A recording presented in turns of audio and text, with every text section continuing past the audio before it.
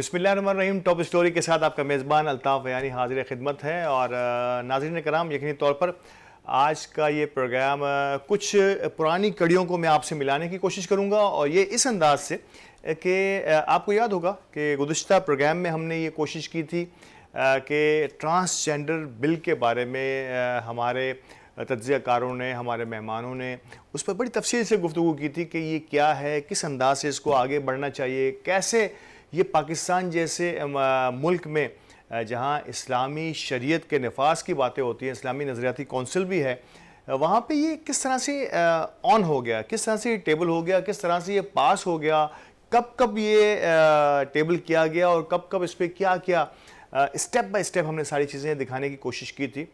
और इस पे बड़े शुकूक व शुबहात भी थे, तहफ़्फ़ुज़ात भी थे, अवामी तहफ़्फ़ुज़ात अपनी जगह हैं। और मेरा ख़्याल है कि सोशल मीडिया इस एतबार से भरा पड़ा रहा इस पूरे बिल को लेकर, यकीनी तौर पर कि इसके हक़ में भी कई दलाइल दिए जा सकते थे और कई लोगों ने इसको फेवर भी किया है।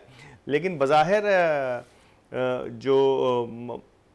जो लग रहा था कि इस ट्रांसजेंडर बिल को मंजूर होना चाहिए या नहीं होना चाहिए, इस पर इतनी आवाज़ बुलंद हुई कि बहरहाल मीडिया और सोशल मीडिया में इसकी सदाएँ इस हद तक आगे गईं कि फिर हुकूमत को इस पर थोड़ी सी नज़रसानी करनी पड़ी। और ये नज़रसानी ही कहा जाएगा, उसूलन तो हुआ ये है कि अब इस बिल को रोक दिया गया है और इसे इस्लामी नज़रियाती कौंसिल और दीगर ऐसे इदारों और इवन जो है वो doctors medical point of view से भी व्यू लिया जाएगा और दैन फिर इसको जो है आगे बढ़ाया जाएगा। तो लग ऐसे रहा है कि अब इस पर थोड़ा हुकूमत ने होश के नाखून लिए हैं, उस पर थोड़ा सा गौर व फिक्र किया जाएगा। ये आज का हमारा मौजू होगा। दूसरा, ऑडियो लीक्स का बड़ा चर्चा है।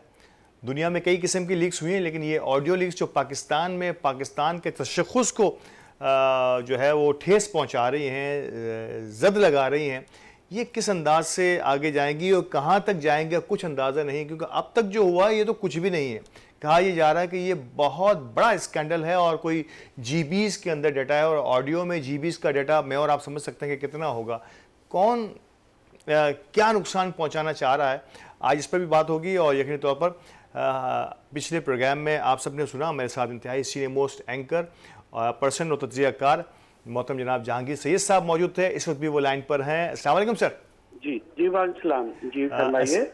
सर बहुत शुक्रिया आपका एक बार फिर लाइन पर रहने के लिए। और नो डाउट मैंने आगाज़ में, शायद आपने सुना हो, मैंने आगाज़ में कहा कि ट्रांसजेंडर बिल पे पिछले प्रोग्राम में बात हुई थी, हमारे एक मेहमान ने इस पर बड़ी तफसीली गुफ्तगू की थी। और अब इसका सरदस्त जहांगीर साहब ये हुआ है कि हुकूमत ने इस बिल को इस वक्त मौखर किया है। मेरी आवाज आ रही है सर? जी आपकी आवाज आ रही है। जी हाँ, इसे मौखर गया है पास होने से। जी इसे हाँ पास। और कहा यह गया है कि ऐसे इस्लामी नजरियाती कौंसिल और साथ ही साथ जो है वो मेडिकल टीम जो है वो इन तमाम अवामिल का जायजा लेगी कि ट्रांसजेंडर्स के ज़िम्मे में कौन कौन से लोग आते हैं, इससे कोई गलत इस्तेमाल ना आ जाए। आप समझते हैं कि वाकई ये इसी नौयत की ज़रूरत है इसके लिए रोका गया, ये अवामी प्रेशर था, मीडिया का प्रेशर था कि इन्हें ये रोकना पड़ा? देखिए, जहां हम रहते हैं, जिस मुल्क में हम रहते हैं, उसकी इब्तिदाई जो है इस बात से है कि कोई भी कानून अल्लाह के हुक्म से जो है न मनाफी होगा न बालतर होगा। बेशक, बिल्कुल बेशक, ये उसका सरफेस है, ठीक है ना, उसका।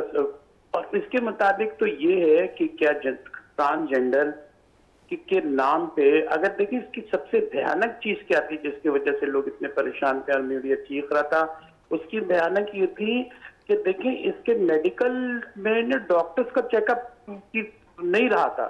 बिल्कुल, इसके अंदर ये था कि डॉक्टर चेक नहीं कर सकेंगे, ये अपने आप को खुद ही फैसला करेंगे कि किस जेंडर के हैं, और वो एक से दूसरे से मतलब माइनस प्लस जेंडर को सामने रखकर वो निकाह भी कर सकते हैं और वो आजाद जिंदगी भी गुजार सकते हैं। ये जो है एक चेंज लाना है हमारी सोसाइटी में, और इसको जो है मॉडर्न सोसाइटी के नाम पर हमें यूरोपियन जो है सोसाइटी या वेस्ट की सोसाइटी से जो है मैच करना है। उनका सबसे बड़ा एजेंडा ये है कि सारी दुनिया जो वो सोचती हैं, जो वो बरतती हैं, और अगर वो हरामकारी करती हैं तो पूरी दुनिया में हरामकारी हो, और उसके लिए वो यहाँ पूरी दुनिया की सूरत बदलना चाहती है, उनकी इक़्तिदार बदलना चाहती है, और ये सब खत्म करके सबको जो है वो अपने रंग में डालना चाहती हैं। लेकिन ऐसा मुमकिन नहीं है। हर एक से की साहब कुछ असूल होते हैं। बड़े अच्छे पॉइंट पे आप मुझे लेके खुद ही आए हैं कि ये आलमी ताकतों की ये कोशिश होती है कि वो ममालिक जहां इनकी दस्तरस हो, जहां इनका कुछ रोब और दबदबा चल सकता है, तो वहां वो इस किस्म के कवानीन लाने की कोशिश करते हैं, ख्वाह वो इनकी रिवायतों के खिलाफ बरखिलाफ ही क्यों ना हो। आप समझते हैं कि ये भी एक अवामी जहनी सतह को काबिज करना और उनको गुलाम बनाने की एक साजिश होती है? नहीं, देखिए, ये जमहूरियत की बात करते हैं और ये कहते हैं कि जो है फ्रीडम ऑफ स्पीच होनी चाहिए। इसके अंदर सबसे बड़ी बात ये है कि अगर इसके खिलाफ आवाज उठ रही है तो वो भी तो आवाज है, उसको भी दबाने की कोशिश की जा रही है, उसके खिलाफ प्रोपेगेंडा किया जाता है, उसको जो है ना, जो मजहबी एक्सट्रीमिस्ट कहा जाता है। तो ये सारी चीजें, ऐसी बात है कि ये अपने इक़्तिदार का दावा करते हैं वेस्ट वाले, या वेस्ट के जो यहाँ पवर्दा हैं, उनका असर लिए हुए हैं, वो वेस्ट कल्चर में रहना चाहते हैं, उसी तरह रहना चाहते हैं। तो वो इस आवाज को क्यों नहीं सुन रहे? मीडिया कह रहा है क्यों नहीं उन्होंने सुना, और जो है आप पब्लिक चीख रहे हो क्यों नहीं सुना? हमारी भी रिवायत है, हम अगर कहीं बुत परस्ती बना है और हमारे यहाँ इत्तेफाक से कि हम बुत नहीं लगाते, मुजस्समे नहीं लगाते, तो हमें बर्दाश्त कर लेंगे, हम नहीं लगाते। हजारों बर्दाश्त हम कब बातें उनकी करते, छोटी छोटी बातें। और आप इतना बड़ा इनकलाब ना चाहते, इससे क्या चाहते हैं? अगर हम हरामकारी से बचना चाहते हैं, ये कहते हैं अंदर ही अंदर तो हरामकारी होती है, पसे पर्दा तो क्या होता है, इसको कोई भी सारे अंदाजे हैं कि क्या हो रहा है क्या नहीं हो रहा है। लेकिन आप खुल्लम खुल्ला करेंगे तो ये तो बिल्कुल बदल जाएगा मुआशरा। हमारी भी कुछ तहजीब है, सकाफत है, 1500 साल की हमारी भी कोई तरबियत है, उसका भी एक सिलसिला है। हमारा मजहब और दीन कुछ सिखाता है, और उसमें बड़ी बका है, सलामती है, उसको आप मानते नहीं है। और जितने अभी कल्चरल जो शौक हमें पहुंचे हैं, जो मीडिया पे, सोशल मीडिया पे जो है हरामकरी की तालीम दी जाती है और जो फहाशी फैलाई जाती है, एक सैलाब आया हुआ है। हमारी नौजवान नस्ल को ये ज़हनी तौर पर बदलना चाहते हैं, उसी सांचे में ढालना चाहते हैं। तो आएगा, अगर तो हमारी तरफ से क्यों नहीं आएगा? सर आपने जिंदा हकीकत है, हमारी भी कुछ इक़्तिदार है, हमारी भी तालीम है, बिल्कुल हमारे भी नबी है, हमारे भी खुदा है। ऐसा ही है। सैयद साहब, आपने जिक्र किया फ्रीडम ऑफ स्पीच का, क्यों ये दो रुखी फ्रीडम ऑफ स्पीच के? जब वेस्ट में बात हो तो आप हमारे जो है हमारे दिलों में बसने वाले अंबिया कराम है, उनकी शान में गुस्ताखी करके भी उसे फ्रीडम ऑफ स्पीच कहते हैं। और यहाँ हम अपनी रिवायत पर जद लगने की कोशिश के खिलाफ आवाज बुलंद करें तो ये फ्रीडम ऑफ स्पीच नहीं होती है, ये मजहबी एक्सट्रीमिज्म हो जाता है। तो ये इतना बड़ा फर्क क्यों है सर? देखिए, पूरी दुनिया में अमेरिका ने एटम बम भी गिराया और वो कहता है कि इंसानियत की वो खिदमत कर रहा है। या वो जो एक बच्चा अगर छोटी उम्र का काम करता है तो वो रोकते हैं, अच्छी बात है, रोकते हैं कि अंडर एज जो है लेबर नहीं होनी चाहिए। और लेकिन उसके पर्दे में क्या कुछ करना चाहते हैं? गुर्बत हमारी देखें, हालात हमारे देखें, उस सूरत हाल को किसने पैदा किया है? हम इमदाद पे जीते हैं, उन्होंने तरक्की के मौके कब फराम किए हैं? हम पर जंगें थोपी हैं, हमारे दुश्मन पैदा किए हैं। आज तक हमारे जो है ये मसनूई दुश्मनी हमें कायम दायम में रखी गई है, इसलिए कि उनका असला बिकता रहे, उनका कल्चर बिकता रहे, उनकी इफ्तार ये, उनका लिबास चले, उनकी हरामकारी हमारी जिंदगी का हिस्सा बन जाए। तो ये खुदा का शुक्र है कि इतनी जान है कौम में, इतने उम्मत मुस्लिमा क्या जो भी मजहब से जुड़ा हुआ उस पर रिएक्ट करेगा। बिल्कुल, क्यों नहीं करेगा? हम यही नहीं कह रहे हैं कि हम मुसलमान की हैसियत से, अगर ईसाई भी देखें, आप उनसे देखें, अहले किताब है वो, तो वो हरामकारी को हरामकारी कह रहे होंगे। बिल्कुल ऐसा ही है। वो भी शराब को मना करते हैं। ये अगर कोई, ये सारी चीजें जो कायनाती हकीकत है जो इंसान को बर्बाद कर रही है, जो सत्तियों हजारों साल से इस नतीजे पहुंची हुई है कि इसका एक रिश्ता होना चाहिए। हजरत आदम अलैहिस्सलाम से वो शादी का तरीका राज हुआ है। बिल्कुल, आप ये चाहते हैं कि अपनी मर्जी से शादी भी कर लें, जब आप शादी कर लें और फिर उसके बाद ना शादी करें और कोई आपको चेक भी ना करें क्या आप ट्रांसजेंडर है या नहीं है। अगर आपको चेक भी कर लिया तो ये किसने सर्टिफिकेट दे दिया कि आप किसी और के साथ सोएं? आप अपनी जिंदगी गुजार सकते हैं। अगर सेक्स आप में नहीं काम कर रहा है तो सेक्स के बगैर बहुत सारे लोग जिंदा रहते हैं। बिल्कुल ऐसा ही है, हम्म? ऐसा ही है। सही साहब, एक और चीज़ की आपने बड़ी इंपॉर्टेंट बात आगाज़ में की कि इस बिल का अब जो रुख बदलने की कोशिश की जा रही है उसमें उन्होंने मेडिकल पॉइंट ऑफ व्यू को लाजमी करार देना है, और यकीनी तौर पर यह भी कहा गया कि अब ये बिल जो है इस्लामी नजरियाती काउंसिल के साथ साथ मेडिकल के जो ऑफिसर्स हैं यानी कि डॉक्टर्स की, माहिर डॉक्टर्स की राय इंतहाई अहम तरीन होगी। वो जो अपनी तरफ से तजवीज़ करेंगे वो इस बिल का लाजमी जुज रखा जाएगा। आप समझते हैं कि ये बड़ा इंपॉर्टेंट पॉइंट था? ये एक बात ये देखें, ये दिल, फेफड़ा, जिगर नहीं है कि आपको मेडिकली चेक करें। ये आधा सच है जिसके सहारे पे जो है ये टैक्टिस से ये दोबारा कुछ ना कुछ रंग देना चाहते हैं। अभी मेडिकली क्या कुछ नहीं होता, एबॉर्शन होते हैं, हॉस्पिटल से मरकज बने हुए हैं, एबॉर्शन सेंटर खुले हुए हैं, वहां भी वो सर्टिफिकेट जारी हो सकते हैं।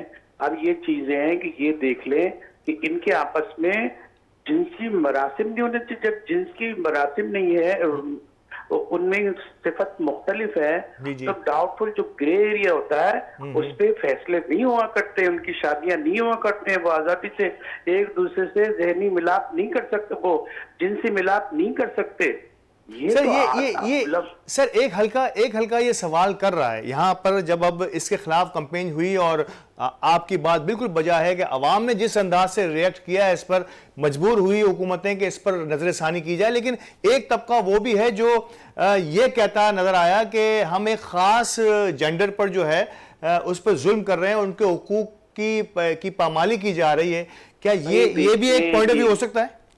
एक बात देखते, सेक्स जो है किसी सिर्फ मजे का नाम नहीं है, जिसको ये जो है ना एंजॉयमेंट कह रहे हैं। सेक्स जो है अफजाइश नस्ल का नाम है। क्या इनके सेक्स चेंज करने के बाद अफजाइश नस्ल एक दूसरे से हो सकती है? बिल्कुल। अगर हो सकती है तो दूसरी बात है, ये तो यही कि ट्रांसजेंडर है कि एक दूसरे को जो है लुत्फ ले सकते हैं बॉडीली, तो वो जो है जिनसी तौर पर जो और उसी को फैला सकते हैं। अभी जो है वो औरतें जो है मर्दुमा औरतों के साथ रहें, तो फिर आप उसमें इतनी जालसाजी का इम्कान है ना सर। आप वो लिख के ले आए और जो है कि उन्होंने एक सर्टिफिकेट लेके घूम रहे हैं। जो चीजें तय है ये देखना चाहिए कि वैसे भी सेक्चुअली ये कानून बनना चाहिए कि जो बीमारियां हैं वो चेक होनी चाहिए। कि एक मर्द और औरत की शादी होती है, उसमें भी एक थैलेसीमिया ऐसा है कि अगर थैलेसीमिया मर्द और औरत को होता है तो थैलेसीमिया हेरिट होता है। जी बिल्कुल। तो वहां भी चेक होना चाहिए, यहाँ भी चेक होना चाहिए, लेकिन उसका गलत इस्तेमाल नहीं होना चाहिए। सर आप सर्टिफिकेट दे सकते हैं कि वो जो गलत उसका ट्रांसजेंडर का गलत इस्तेमाल क्यों कर रहे हैं आप? सही साहब, मैं ये पूछना चाहूँगा, क्या आप समझ रहे थे या आपकी बातों से मुझे ऐसा लगा, नो डाउट कि अवामी रद्दअमल में ऐसा था कि अगर ये बिल अपनी उसी हालत में जिस अंदाज में इसे पेश किया गया था और जिस अंदाज से ये पास करने की कोशिश की जा रही थी, तो बेराह रवि का एक तूफान आना था और एक सर्टिफिकेट के तौर पर जो है पेश कर दिया जाता है इन तमाम चीजों को, और कोई अवाम तो अपनी जगह कानून नाफिज करने वाले इदारे भी इसे नहीं रोक पाते। जो ना ये एक आर्जी इंतजाम है रोकने का, इसमें देखें ये शरीयत अदालत में काउंसिल में जाते हैं तो वहां तो सूद का बिल भी रखा हुआ है जो खुदा के खिलाफ बगावत है, लेकिन सूद भी तो चलना है। तो ये जो है ना ये मुख्तलिफ बहाने, कमेटियां बना देना, अब जो है काउंसिल में भेज देना, अब ये तो तयशुदा बातें हैं ना। इसको तयशुदा, इसको कानून का हिस्सा होना चाहिए, आईने में कहीं डाला जाना चाहिए कि ये चीज होगी, ये इस कौम की डोज हैं और ये डोंट है, ये जो है नहीं मुनकर हैं और ये मारूफ चीजें हैं, ये होंगी और ये नहीं होंगी। इसका तयशुदा होना चाहिए। हर दफा आप ये कोई ना कोई शर फैलाते और हमसे ये राय मांगे, बिल्कुल ये होना चाहिए। बहुत क्या ये सर बिल्कुल ये बात आपकी, और इस मेरा अगला सवाल भी यही था। आपकी खूबसूरती ये है कि जो सवाल आगे होना होता है आप इसको जाना चाहिए, इसको हमेशा। बिल्कुल सर, मैं यही पूछना चाह रहा हूँ कि ये हर बार काउंसिल क्या कर रही है, हर बार जी बताइए। मैं ये पूछ रहा था कि हर बार जो है इस किस्म का शोषा छोड़ना, आप ये नहीं समझते कि शर है ना, फसाद है, शैतानी शोषे है ये हमारे आपको हम कई मामले में बुरे हैं, हम रिश्वत भी लेते हैं, हमारे शराब भी है, लेकिन हमारे हम फिर भी कहीं ना कहीं पर्दा चाहते हैं कि ये इस तरह ना हो, और उसकी गिरफ्तारी भी, उसके खिलाफ कानून भी। शराब पीने वाले को आप पकड़ के जेल में डाल सकते हैं, और बिल्कुल। जिना अच्छा करने वाले को जो है ना आप जेल में नहीं डालेंगे, और उसकी जिनसी जरूरत करार दे देंगे। जैसे सर कुदरत आखिरी की। सही साहब, आखिरी वक्फे का टाइम हो रहा है, आखिरी छोटा सा सवाल मैं जरूर आपसे पूछूंगा कि आप समझते हैं कि इस किस्म के बिल को इस तरह से बार बार मोड़ तोड़ के किसी न किसी अंदाज में पेश करना, कुछ ऐसे कामों से पे पर्दा डालना होता है, कुछ ऐसे काम इसकी आड़ में कर देने होते हैं कि इस लोग इसमें लगे रहें और इसके पीछे बहुत सारे दूसरे काम हो जाएं? देखिए मसला ये होता है, ये टेस्ट चेक करते हैं। आप जो ना एक ऐसा शर्त, एक ऐसा फसाद, एक इंजेक्शन लगाते हैं जिससे जो है ना बूस्टअप मिलता है, एक बहस चलती है। अगर रिएक्शन बहुत शदीद आ गया तो वो बैक हो जाते हैं। ठीक है। अगर जो है कमजोर पड़ गया तो उसको कानून का हिस्सा बना क्या के बात है, वो बहुत खूब। आप आज मजे करें, हम बस बहुत खूब, उनकी बहुत नस्ल खूब, बहुत खूब। मजे मैं और करें। मैं और आप इस पे अपने प्रोग्राम किए चले जाएं, मीडिया इस जानिब गामजन हो जाए और पीछे बहुत कुछ हो जाए। सैयद साहब हमारे साथ रहेंगे और वक्फे के लिए मुझे कहा जा रहा है, वक्फे के बाद एक और इम्पॉर्टेंट तरीन गुफ्तगू जिसका आज दुनिया भर में और पाकिस्तान में बड़ा चर्चा है। नाजरीन, मैं बात करूंगा ऑडियो लीक्स पर, और यकीनी तौर पर ये ऑडियो लीक्स मुल्क के तशख्खुस को, हमें किसी को ब्लेम नहीं करना, मुल्क के तशख्खुस को किस हद तक डैमेज करती है, इस पर बात होगी। हमारे साथ रहिएगा।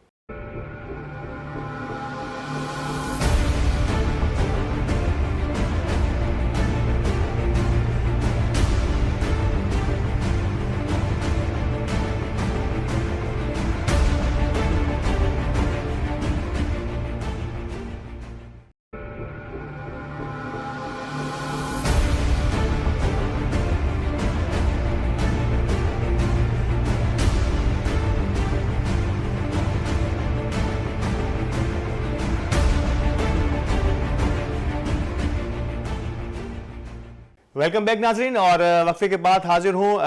मोहतरम जहांगीर सैयद साहब सीनियर एनालिस्ट हमारे साथ हैं, और वक्फे के इस हिस्से में बड़े अहम तरीन और बड़े संजीदा गुफ्तगू पर हम बात करने वाले हैं। ऑडियो लीक्स, ऑडियो लीक्स में क्या कहा गया, क्या कहा गया, क्या सुना गया, क्या कहा जाएगा, बहुत कुछ डराया भी जा रहा है कि ये एक अपनी जगह, और जो कुछ हुआ है शायद हो सकता है इस पर भी हम बात करें, लेकिन ये बड़ा इंपॉर्टेंट है कि इस किस्म की ऑडियो जो इतने अहम तरीन मनसब पे लोगों की जो रिकॉर्डिंग्स हैं, जब मंजर आम पर आती हैं किसी भी अंदाज की हों, तो दुनिया में हमारी रियासत की क्या वक़्त रह जाती है और हम किस लेवल पर चले जाते हैं दुनिया की नज़रों में कि हमारे वो अरबाब इख्तियार तो अपनी जगह, हमारे वो इदारे और हमारे वो घर भी महफूज नहीं हैं जहाँ की बातें शायद हमारी रियासत की बड़ी इंपॉर्टेंट और सुतून हुआ करती हैं, वहाँ की बातें भी दुनिया के सामने सोशल मीडिया पर मंजर आम पर आती हैं। सैयद साहब, पहला तो यही मेरा दुख भरा सवाल यही होगा आपसे कि ये बताइए कि ऑडियो लीक्स का एक रियासत के तशख्खुस को किस हद तक डैमेज करती है? देखिए बहुत आसान सवाल है, talk of the town, talk of the country सवाल है, बल्कि इंटरनेशनली जो है इसके असरात मुरतब हो रहे हैं। वहाँ का मीडिया चीख रहा है कि पाकिस्तान की क्या हालत है, उसके कोई चीज महफूज नहीं है, और तो जो प्राइम मिनिस्टर हाउस की ये हालत है। तो पहला सवाल तो ये उठता है, बिल्कुल, ये जब लीक चीजें हो जाती हैं और बदनामी हो जाती है, इररिसीवेबल, इररिकवरेबल डैमेज हो जाता है, तो ये जो है प्राइम मिनिस्टर वालों को, प्राइम मिनिस्टर को ख्याल आता है कि ये क्या हो रहा है। ये तो सिक्योरिटी का इतना जबरदस्त निजाम होना चाहिए कि जीरो डिफेक्ट होना चाहिए। इसके पहले प्राइम मिनिस्टर तो एक्सेप्ट करे इस जिम्मेदारी को। वो इंक्वायरियां करा रहे हैं, ये कि आप प्राइम मिनिस्टर हाउस में बैठे हैं और आपसे अगर मेरे घर से कोई बात निकलती है तो वो उसका जिम्मेदार मैं हूं कि ये कौन सी लीकेज थी, ऐसी कौन सी वीकनेस थी जिसकी बुनियाद पे ये गया। जो उस घर का मालिक है, जो उसकी सिक्योरिटी का, कितनी सिक्योरिटी एजेंसियां इन्वॉल्व होती हैं, वो सब कुछ नहीं कर सकी। प्राइम मिनिस्टर हाउस में तो क्या रह गया। और उसके बाद क्या है कि आपने वो खेल, वो आग जला दी है कि इस तरह की मुल्क की, बल्कि रियासत की जो सेंसिटिविटी है, जो उसकी अजमत है, उसकी तौकीर होती है, हर एक रियासत का एक बेहतरीन चेहरा होता है, वो मस्क हो रहा है। और क्यों हुआ कि आपने ये जंग शुरू कर दी है, आप अपने मुखालिफ की अब लीक कर रहे होते हैं। वीडियो लीक कर रहे होते हैं, ऑडियो लीक कर रहे होते हैं, वो आपकी कर रहे थे। इस आपने ही आपकी आपको रियासत का कब फिक्र है, इस ममलिकत का कब फिक्र है, आपको अपनी सियासत का फिक्र है? अगर ये इमरान खान वाले हो तो वो भी वही कर रहे हैं, और ये हैं वो भी कर रहे हैं। ये जब मुकाबला करेंगे तो इस मुकाबले के नतायज का तो इनको पहले से आगाह होना चाहिए ना। इनको नाक से आगे तो नजर नहीं आता, और ये दूर दूर की बातें करते हैं। कहते हैं हमने 30 साल हुकूमत की, कोई कहता है हमने 4.5 साल हुकूमत की। इमरान खान कहते हैं 24 साल हमने हस्बे इख्तिलाफ में रहे। क्या तरबियत की, क्या उनका आउटपुट है? हमें नंगा करती है कौम के सामने कि हमारे हमारे जो हाम इदारे हैं, ऐवान सदर, ऐवान वजीर आजम, वो महफूज नहीं है। पूरी दुनिया में खबरें हो रही हैं, इसकी जवाब तलबी कोई नहीं करेगा। अच्छा, किसका जवाब कौन देगा? बिल्कुल शेख साहब, ये आपने बड़ा ये तो एक रियासत के लिए बड़ा थ्रेट हो गया। यानी कि हम इस वक्त तो हमारे पास जो वजीर आजम से पूछे ना, वहां का वजीर आजम से पूछें कि ये सब आपने पहले क्यों नहीं चेक करा है? बिल्कुल जब ऐसा आप जिस कुर्सी पे बैठते हैं उसको आपको मालूम है कि इर्द गिर्द कितनी डिवाइसें लगी हुई है? कुछ भी नहीं है। जो चाह रहे हो रहा है। सर इस वक्त जो ऑडियोज आ रही हैं, इस वक्त जो ऑडियोज आ रही है ना, वो तो आ रही है कि आपने एक दूसरे के खिलाफ क्या इल्जामात लगाया या मुल्क की सियासत, कुछ ऐसी बड़ी इंपॉर्टेंट बातें होंगी जो इंटरनेशनली की गई होंगी। खतरनाक बातें हो रही हैं, समझे ना?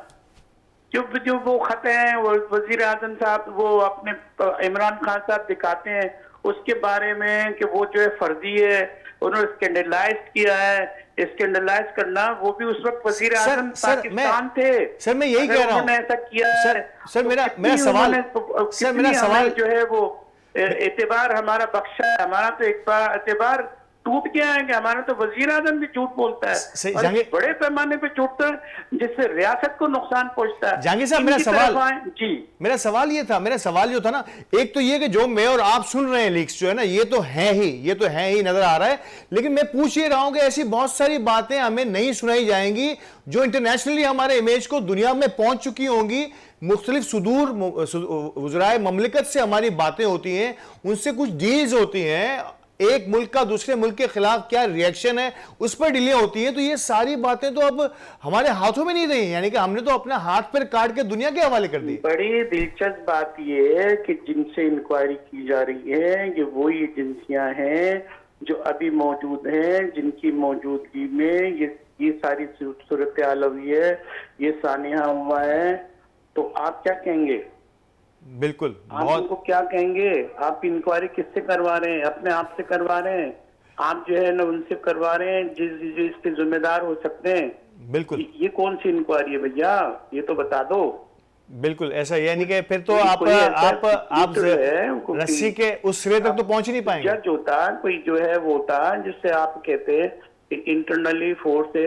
अब वो हर एक अपने आप को बचाएगा नहीं, अपने ऊपर जिम्मेदारी डालेगा। वजीर आजम पे जिम्मेदारी डालेगा या वजीर आजम उन पे जिम्मेदारी डाल सकेंगे?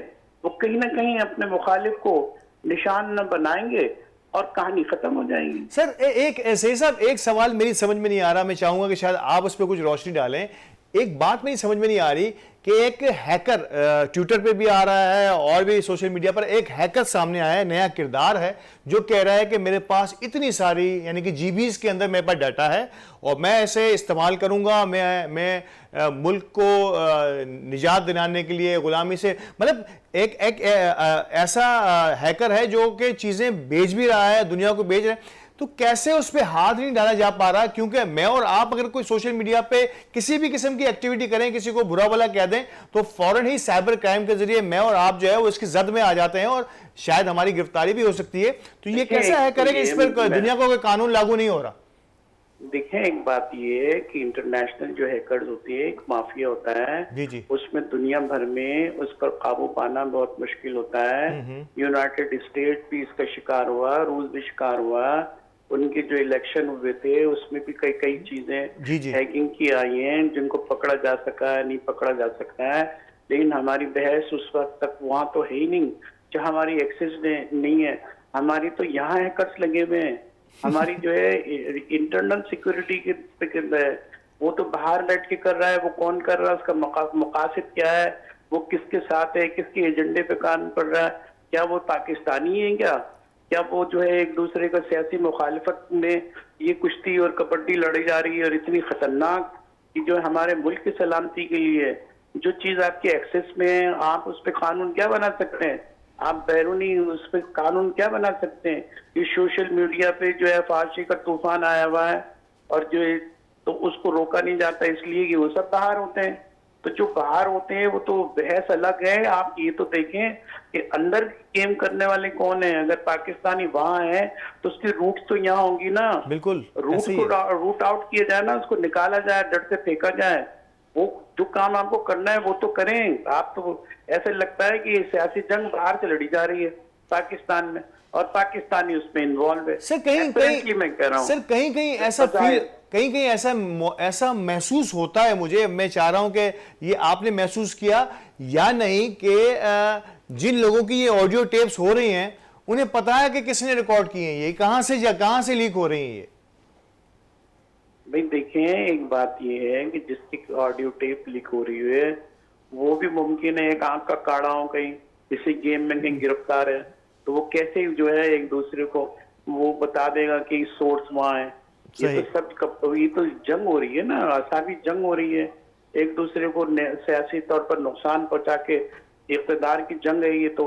अब इसमें तो ये है कि कई चीजें ऐसी होती हैं कि सबको मालूम होता है कि भाई ये जब एक तालाब में सभी नंगे हैं तो किसी को कौन नंगा कहेगा? बिल्कुल ऐसा ही है। ये मजबूरी है ना इन लोगों की। ये सब कहीं ना कहीं कल्प्रिट्स हैं।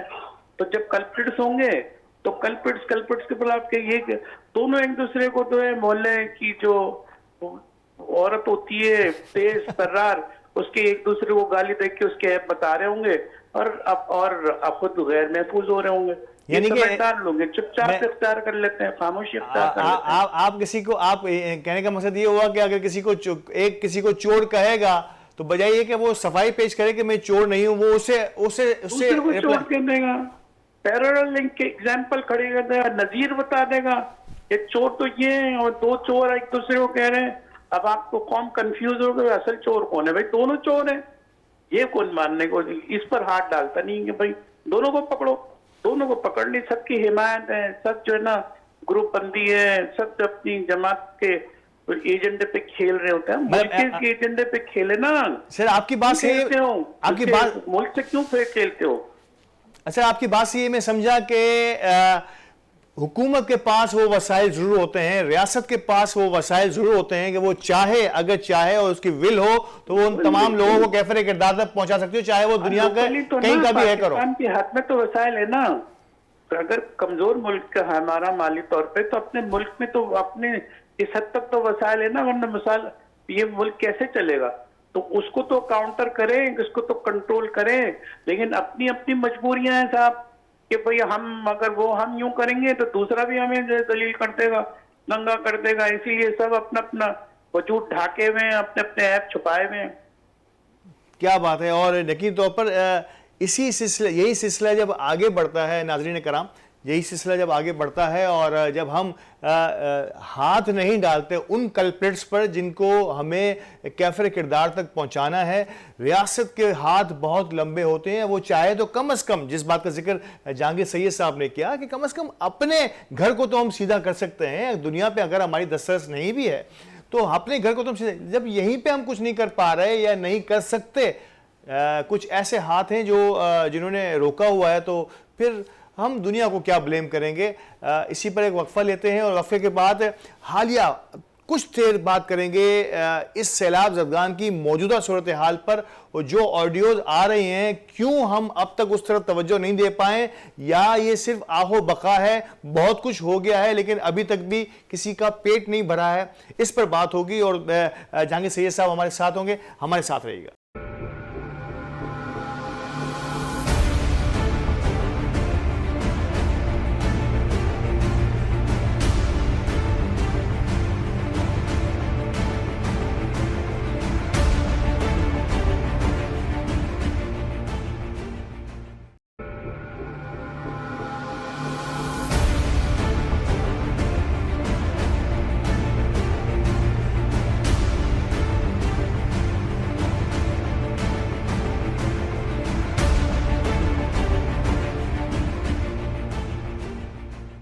वेलकम बैक नाज़रीन। वक्फे से वापसी के बाद मैंने जाते हुए कहा था कि सवाल करेंगे कि अब थोड़ी सी सैलाब की सूरत हाल पर भी बात हो जाए।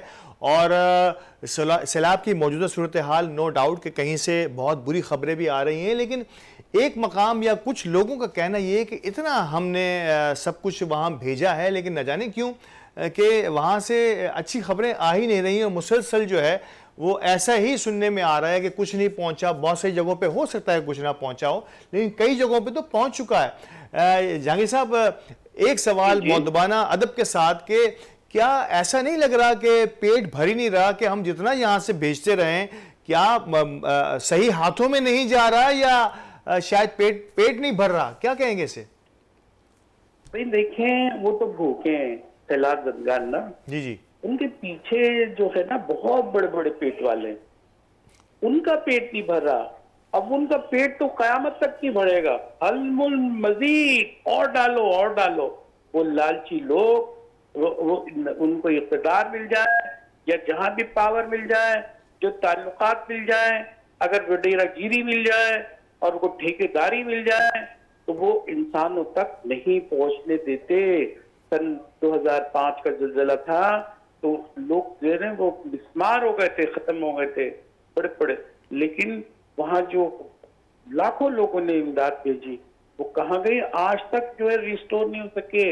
इसलिए, और वो जो चीजें इमदाद की थी वो बाजार में बिक रही थी, वो बिक रही थी और काफी 2-4 साल तक जो मार्केट का में बिकती रही चीजें। और ऐसा जहांगीर साहब, अभी इस वक्त भी ऐसी खबरें आ रही हैं कि जो यहाँ से टेंट 8,000, 10,000, 12,000 में खरीद के भेजा जा रहा है, वो इंटीरियर सिंध में 1,500, 2,000, 3,000 में बिक रहा है। देखें, मैं आपको बता रहा हूँ, हमारे जो हमारे सियासतदान हैं, जो हमारे हुक्मरान हैं, इनके महल आपके देखें कैसे कैसे बने।